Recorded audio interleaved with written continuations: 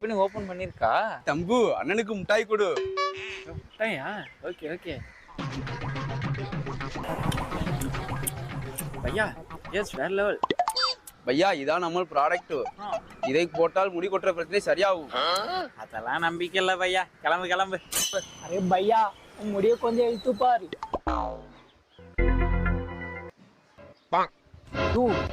என்ன அது இம்புட்டு முடி கொட்டி இருக்கு? அரே பையா நீங்கள் சாக்குன்னு தின்னா முட்டாய் முடி கொட்டுற முட்டாய். என்னையா சொல்ற?